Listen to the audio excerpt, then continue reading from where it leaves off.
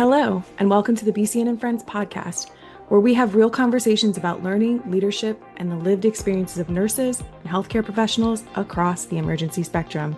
Each episode, we sit down with thought leaders, BCN certification holders, and industry experts who share their stories, their insights, and the challenges that shape their work. Our mission is simple: to amplify the voices of those making a difference every day, because your experiences drive progress, inspire others, and shape the future of nursing. We're here to honor that in every episode. Sometimes funny, sometimes serious, and always valuable. This is BCN and Friends, and we're so glad you're here. In this episode, we're joined by Niki Shimko, a national leader in neonatal and pediatric transport and disaster preparedness. We will explore her 26-year nursing journey and the critical leadership decisions behind evacuating a children's hospital during Hurricane Ian. Niki shares hard-won lessons from transport medicine and offers practical, high-impact steps frontline nurses can take today to strengthen pediatric disaster readiness. This episode is called On the Move When It Matters Most: Leadership in Pediatric Transport. I'm Holly Briggs, a professional development specialist at BCN and one of your hosts for today. I'm joined by my co-host, Michael Dexter, our Director of Professional Development. Hi, Michael. Hey, Holly. Glad to have you with us. And in this episode, we're joined by Niki Shimko. She's a national leader in neonatal and pediatric transport and disaster preparedness. From her path into transport nursing to leading the evacuation of a children's hospital after a natural disaster, Niki is going to share some powerful leadership lessons and practical insights that every nurse can apply. Michael, could you please introduce us to our BCN friend, Niki? Yes, absolutely. Niki Shimko is a leader in neonatal and pediatric transport, as you said, with more than 26 years of nursing experience and over 12 years leading a pediatric and neonatal transport team. She serves as president of the Florida Neonatal Pediatric Transport Network Association and holds leadership roles focused on pediatric disaster preparedness at both the state and national levels. Niki played a key role in the evacuation of Gaulisano Children's Hospital following Hurricane Ian and continues to advance pediatric disaster response as a Texas A&M Engineering Extension Service, or TEEX, instructor and national advocate. Niki, welcome to the BCN and Friends podcast. It's a pleasure to have you with us. Thank you so much for having me. I'm so excited to be here with you guys. Well, we're excited to finally get a chance to chat with you a little bit more. And we always love to kick off the podcast by asking just, Niki, what drew you into nursing? Kind of what got you into nursing? And then how did you ultimately find your way into the transport specialty? Because a lot of nurses, start out thinking they're going to be in a certain department. And I think the transport specialty doesn't usually have that like upfront, like, oh, that's what I want to do. And so, yeah, how did you get there? Yeah, great question. This probably started my nursing career when I was in third grade. I had a school nurse who really took care of me, and I thought that's what I was going to do when I grew up. So, how I got to transport, I went to school, and my senior year, I said, I'm going to be a NICU nurse. I'm going to be a NICU nurse. I loved the babies. And then I did a senior intensive in NICU and PICU, and really kind of fell in love with the diversity of PICU. And so, straight out of school, I was hired into a PICU and kind of stayed there for quite a few years, just developing myself, charge nurse, preceptor. And then we started a transport team. And at that point in time, I was on the transport team as a nurse, enjoying it. And then I had a really good mentor at the time say, hey, why don't you become a leader? And I thought, I was never going to become a leader in all my life. No way. My husband used to say, when you become a director, I can retire. And I thought, I am never becoming a director. Little did I know, those mentors, they look out for us, right? So she brought me in as kind of a night shift supervisor. And I said, well, I'd love to stay point on transport. And that was probably 12 years ago that I really started this adventure of kind of supervising the transport team and now in the manager role. So did your husband retire? No. Actually, it's quite opposite now. I'm like, okay, you keep climbing the ladder. I'll go ahead and retire. I keep saying grandkids are going to come along, but I'm still too young for that. So, Well, that is interesting. And so as a director in the transport specialty, how often are you still involved in some of that bedside clinical practice? And then, I kind of want to move from there into that whole disaster that we mentioned earlier. But yeah. I am. Yeah. So, I mean, as the manager, I still run the day-to-day business of it. I still get on the truck every once in a while, and jump on the team, or if we have some major sick calls or something, I'll still run transport. So I really kind of keep front and center into what they're doing on a day-to-day basis. Tell us how that worked for you with Hurricane Ian, because, as we mentioned, you were instrumental in spearheading that evacuation from Gaulisano Children's Hospital. And so talk us through how you started preparing for that. With hurricanes, you typically have more of an advanced warning than with other types of disasters, but some of those initial conversations then leading into the decision that had to be made to actually evacuate. What was some of that like?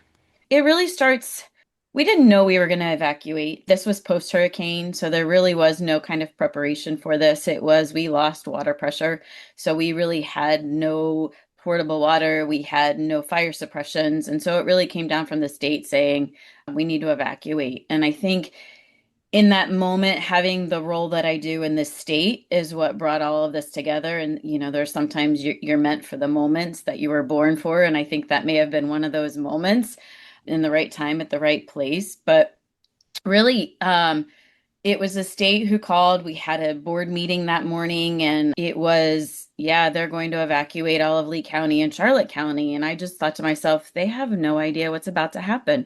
They really have no idea. They had no idea our NICU was as large as we were, or that the Children's Hospital itself was as large as it was.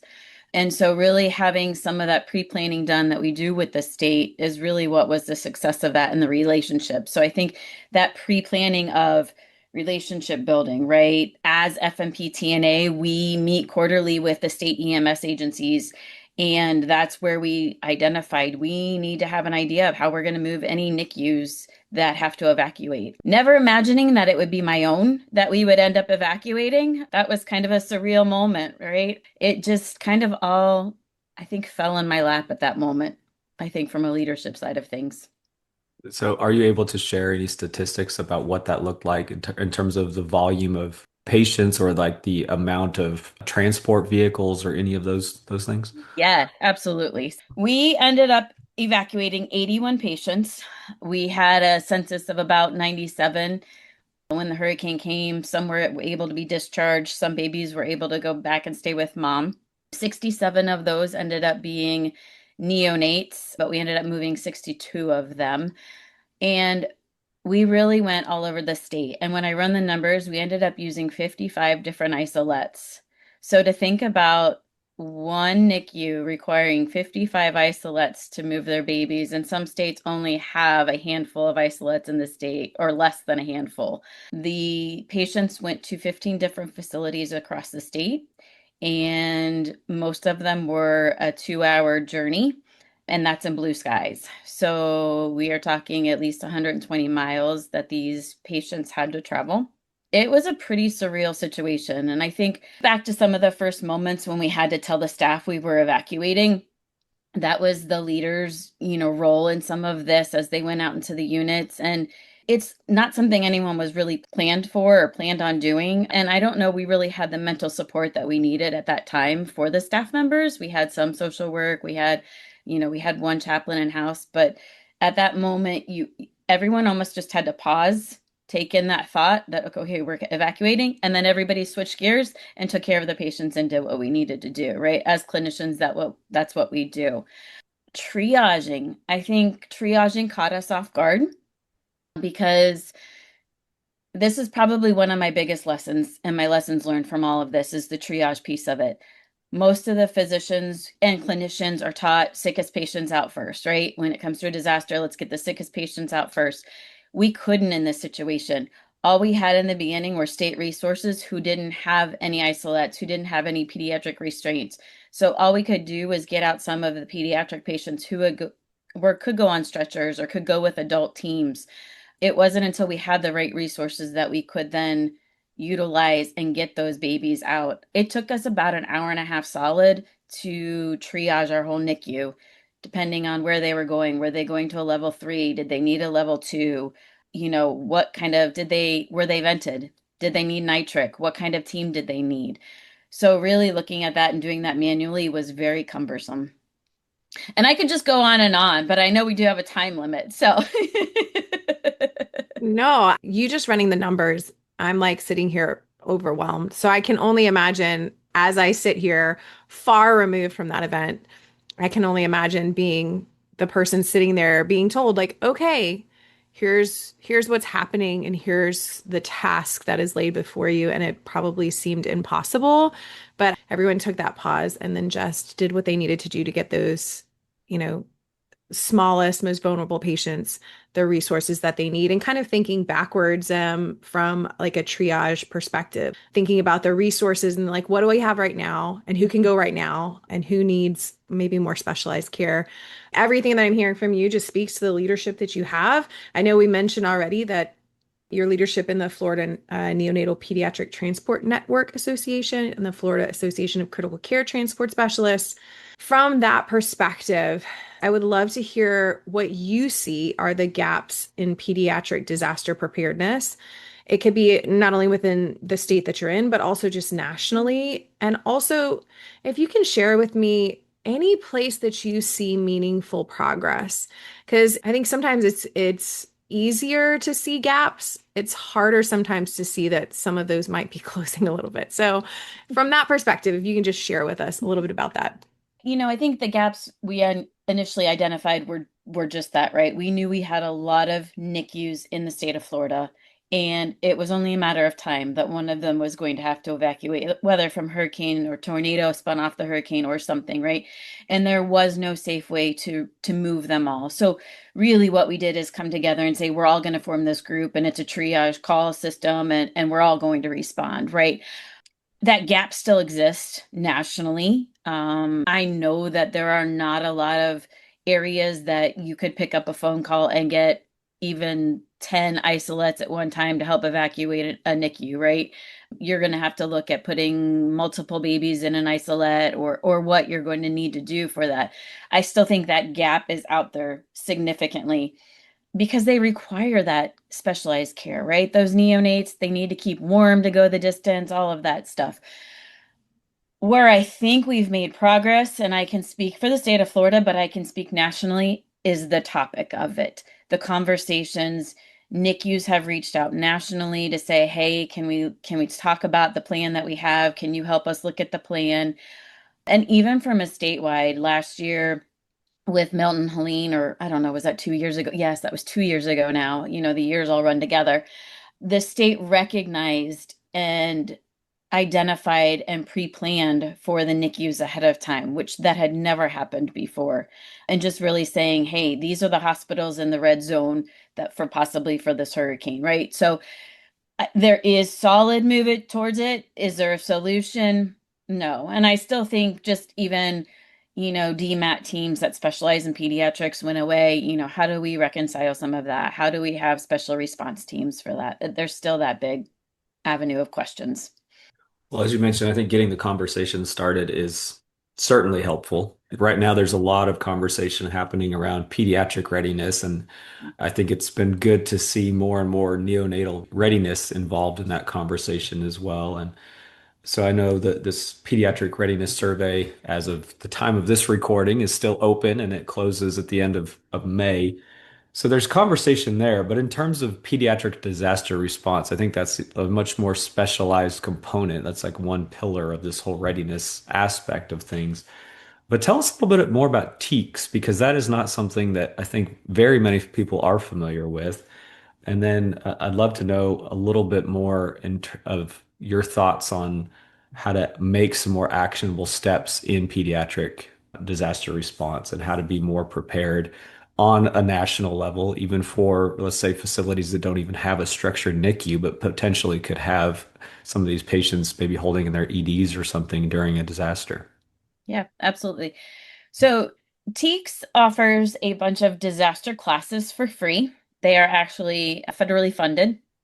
And where I got brought in is there is a PEDS disaster course that is offered. So I go out and help teach at the different locations that they offer this course. And actually, I would say while the Evacuation is pretty much what steered me into the disaster side of things. I took that course years and years ago when I was in PICU because it kind of just piqued my interest. So it's been around for a while. It's a great course. It's a 2-day course and it goes over a whole bunch of modules. But I think if any nurses are listening to this thing, okay, what can I do? What can I do today? Or how can I start this? I think there's a few things, right?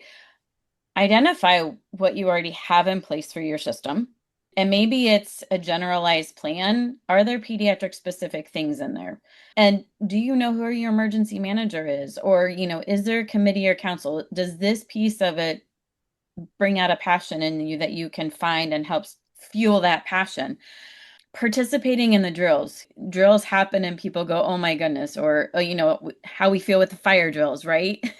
But those drills are there for a reason, and it's to identify the gaps and make us prepare.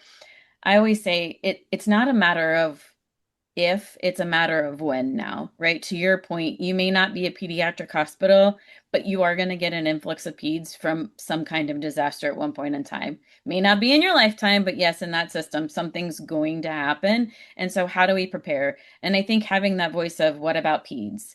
I've also been very involved in the healthcare coalition here, and just to become that voice of what about peds? What about peds? So, being part of those drills, really helping identify the gaps and getting involved. It's the only way we're going to make change. I did want to follow up with one other thing because when we're talking about disaster preparedness, one thing that I've been involved in a lot of times is tabletop exercises, which are very different than actual physical movement of individuals.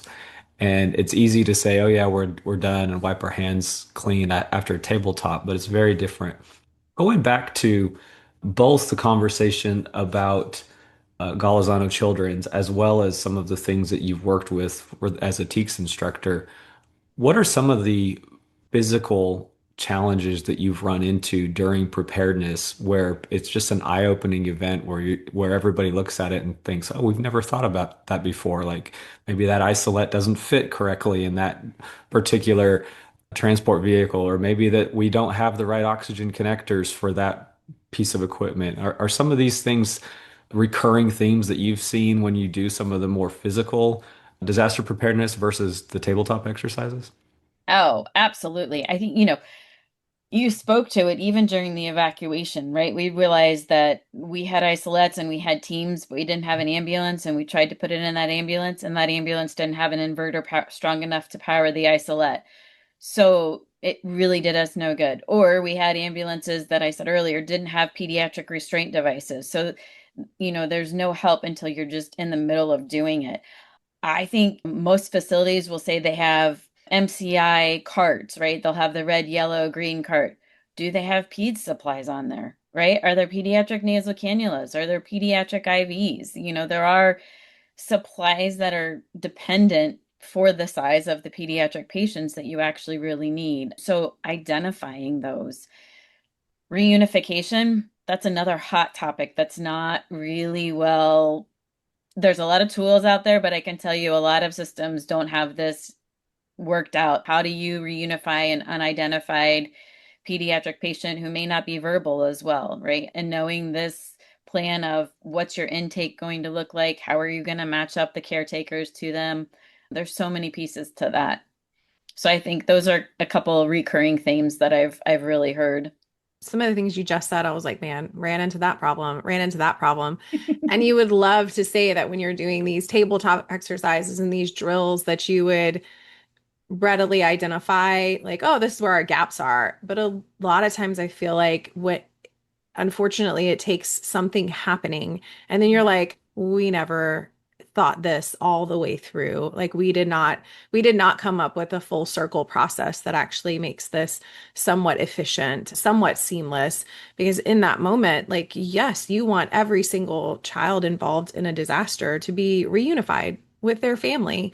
But how do you know that that's their family? How do you like they don't have ID? It's not like they can be like, look, here, I mean, Yeah. again, like what are we supposed to do? And so pediatric readiness and the pediatric readiness project, which Michael kind of brought up, at least the conversation is happening. I'm not saying that all the gaps are being filled and even that everybody realizes all the gaps that they have, but the conversations are happening.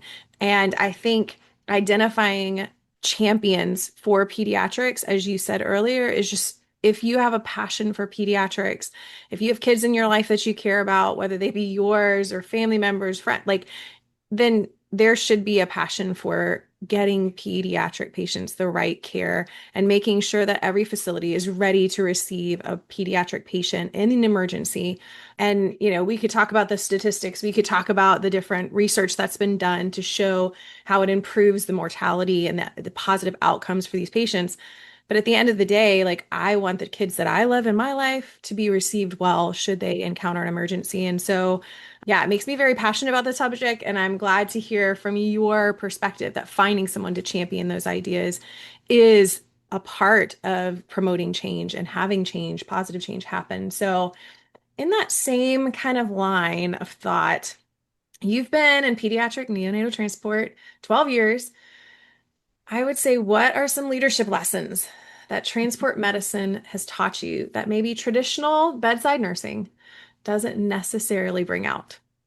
It's a really great question.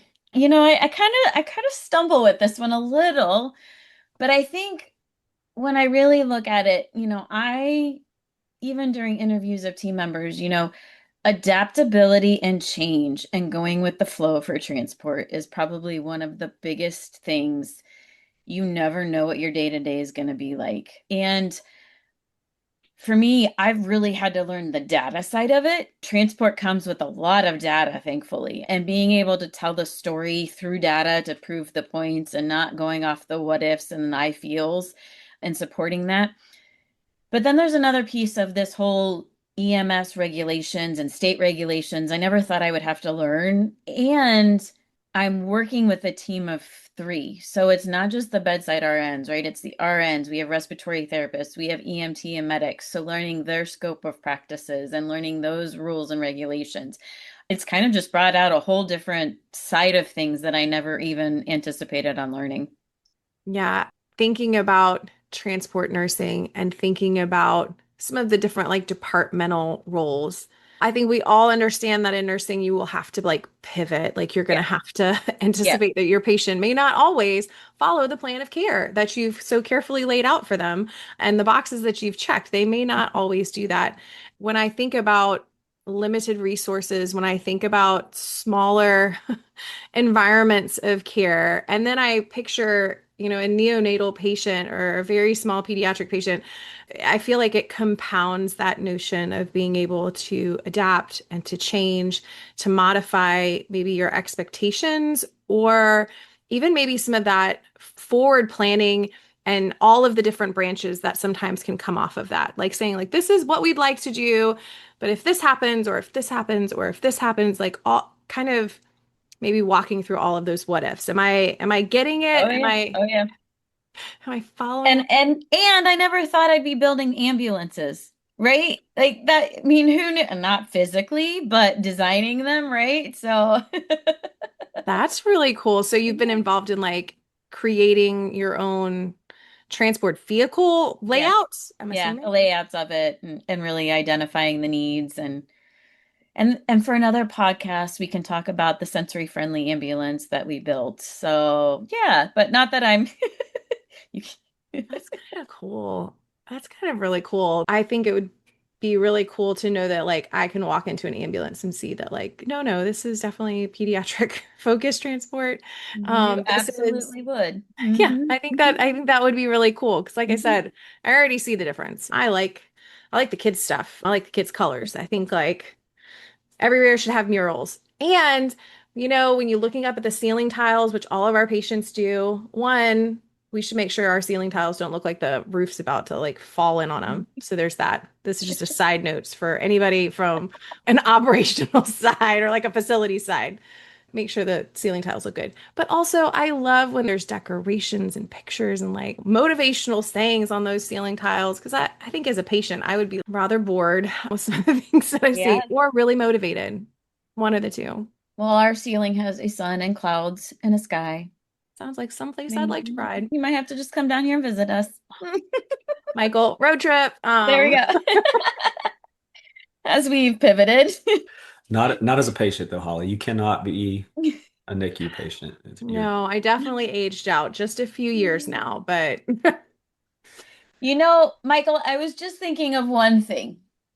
I want to go back to tabletop versus simulation or real life. One of the aha moments when we were doing a real drill was communication, right? You in tabletop, you're, oh, I'm going to call this person, and you go, do, I called this person, right? But when you're actually doing it, or the radios. So the radios were a huge success in our evacuation of the hospital. So we had two-way radios, we had a point person on every floor, and we were doing the communication.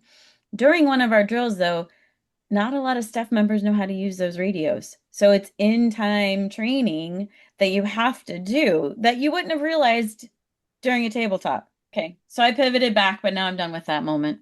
I think it's good. There are definitely things you can learn from tabletop exercises, but I do feel like there is so much to the actual physical movement of people and equipment that you learn just a whole nother level in, even in the triage aspects, especially of, emergency medicine. When there's one thing to learn about it, there's another thing to do it when there's 30 people that show up all at once, and then you're used to documenting on a computer, and you know how a disaster triage system works, but to actually try to make that function with 30 people all at one time is it's pretty daunting. And Yep. knowing like how to get away from the computer and just go to paper and try to make it happen and those things. So to me, disaster management, and especially in the pediatric world, it's a very interesting topic because there's so many components to it that are just hard to understand without actually trying to do it. And it's hard to simulate a lot of pediatric or neonatal patients all at one Yeah, time. absolutely. It's 100%. it's a little bit easier to get some, high school or college kids to come put moulage on for adult sim stuff, but it's a lot harder for mass casualty, smaller children and neonatal.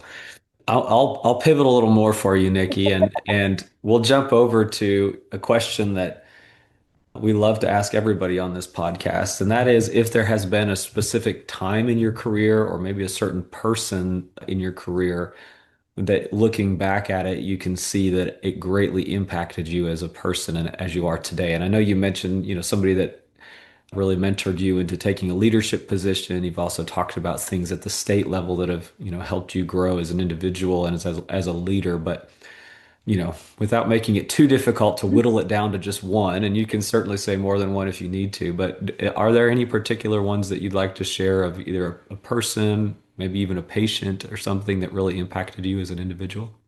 Yeah, there's been multiple, I would say, over the years for sure. I still look back and say this evacuation changed. I never thought I would go down this disaster route, become so passionate about the pediatric disaster.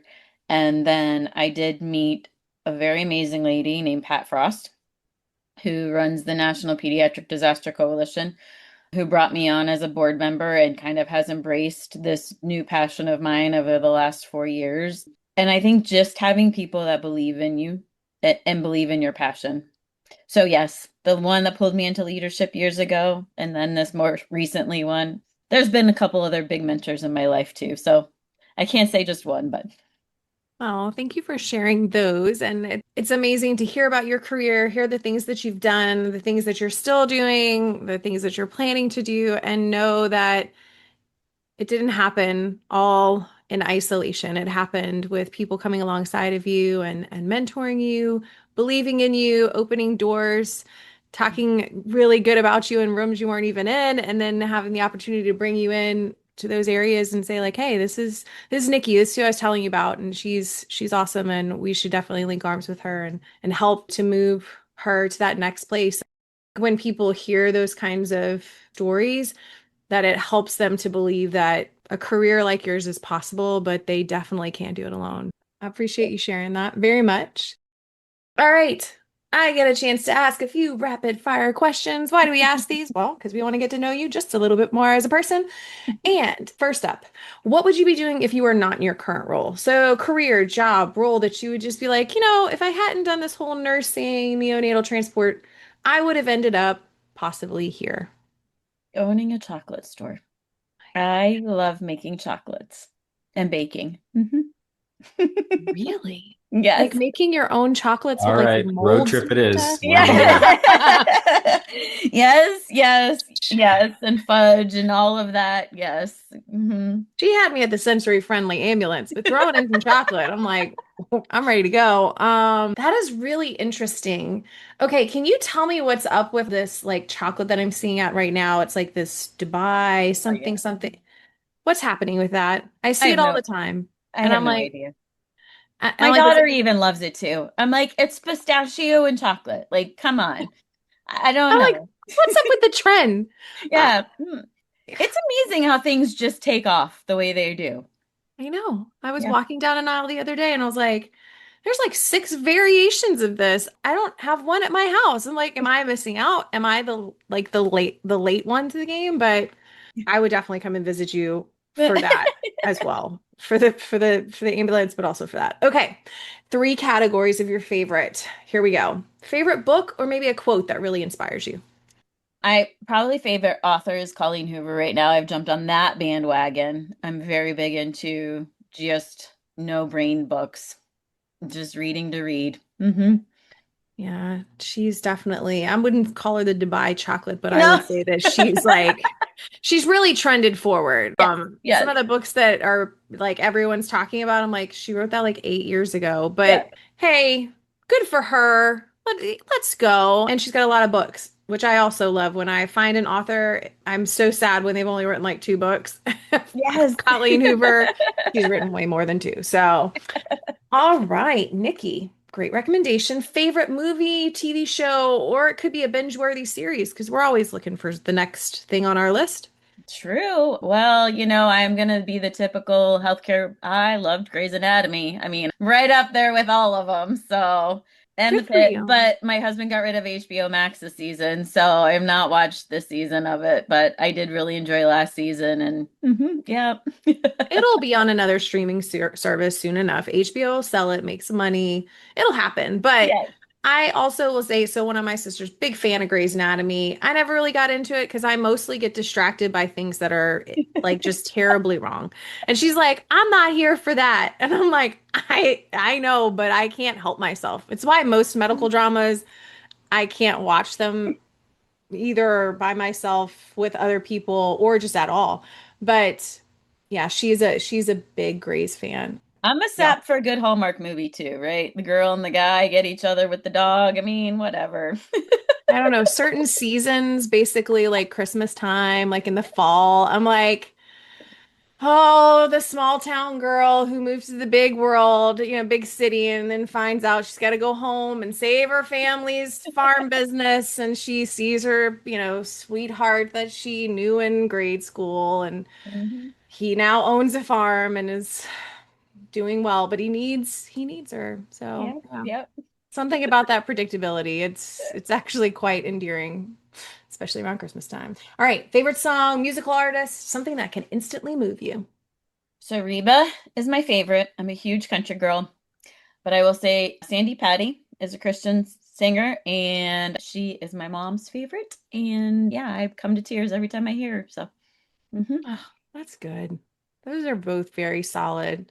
I haven't thought about Sandy Patty in like a couple years, so thank you for bringing her back you're, to the you're forefront of my welcome. mind. And Reba's just solid. Like even now, Yeah.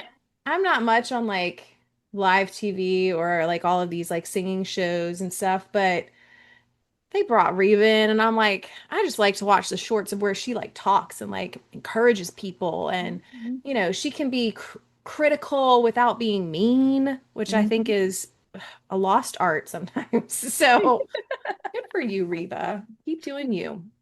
Okay. Do you have a self-care go-to or something that helps you reset? Because unfortunately, I talk to a lot of nurses. We're not always great at this. Some of us are better than others, but I hope that by asking this question and you answering it with what you do, maybe it'll inspire other nurses to do the same. So what does it for you? What resets for you? Yeah, I either make myself read, I get my pedicure, or truly spending time with my kids and Yeah. just, letting it go. I wish I could say every week I do this and I reset, but it's not a strong point of mine. We all have to have things to improve upon. Yes. And honestly, I feel like taking care of yourself, especially in when you're in the role of kind of that caregiver or healthcare person, I feel like we're so used to taking care and making sure things get done for other people that we're not always really good at taking care of ourselves. So it's an encouragement for each of us to work on, to set aside intentional time. It'd be great if we could do it daily, but at least weekly, monthly to do something that resets us because, again, you're doing a lot of great things. You're taking care of some of the most vulnerable patients, and stuff like that can wear and tear on you. And we want you around for a long time doing the job that you're doing. So let's take care of you. If someone wanted to reach out to you through social media, what's the best way they could do that? I am on LinkedIn. I am also on Instagram and I am also on Facebook. The trifecta. We will definitely attach your LinkedIn info to the blog for this episode. So thanks for sharing all that with us. We appreciate it. Thank you guys so much. This was really fun and I just love talking about it. So, Well, we've enjoyed talking with you, and I was going to suggest that if it does fill your cup to give away chocolate, we will gladly be there to help you with that part of it as well. But in all actual seriousness, I learn from people all the time. And when we have these conversations, I think it's really important to highlight various aspects of what we do as nurses. It's so varied, which is incredible. And there's a lot to it. But there's many, many nurses that are afraid of taking care of children or resistant to neonatal patients. And I think a lot of that just becomes from the discomfort in doing it or not doing it routinely. So to be able to have some really solid neonatal pediatric caregivers in the industry is exceptional. And then to see what you're doing to help support those that have the need for disaster management of those special populations is really awesome. And so a lot to learn from you. I am looking forward to our next podcast where we talk about, more of the ambulance side, but we certainly have appreciated you taking the time to share with us today and really glad to know that the things that you did there at Gaulisano have not only made a direct impact for those patients, but are now being used to continue to make improvements across the nation. So thank you for all that you're doing, Nikki. It's been thank great you so chatting with much. you. Yes, thank you. Thank you. I want to take a moment to thank Niki for joining us for this episode of Be Seen and Friends. Niki, thank you for sharing your experiences, your leadership, and hard-earned insights with us today. Your perspective on pediatric transport, disaster preparedness, and advocacy highlights the critical role nurses play before, during, and after a crisis. We're grateful for your commitment to protecting our most vulnerable patients and for the work you continue to do to prepare and inspire nurses across the country. And that's a wrap for this episode of Be Seen and Friends. Don't miss what's next. You can subscribe, share, and join the conversation by scanning the QR code for learn updates in this episode blog. Got a topic you'd like us to cover? You can drop us a line at bcn@bcn.org. I'm Holly Briggs with Michael Dexter, and we're proud to celebrate your dedication to nursing across the emergency spectrum. Until next time, stay curious, stay connected, and we are out.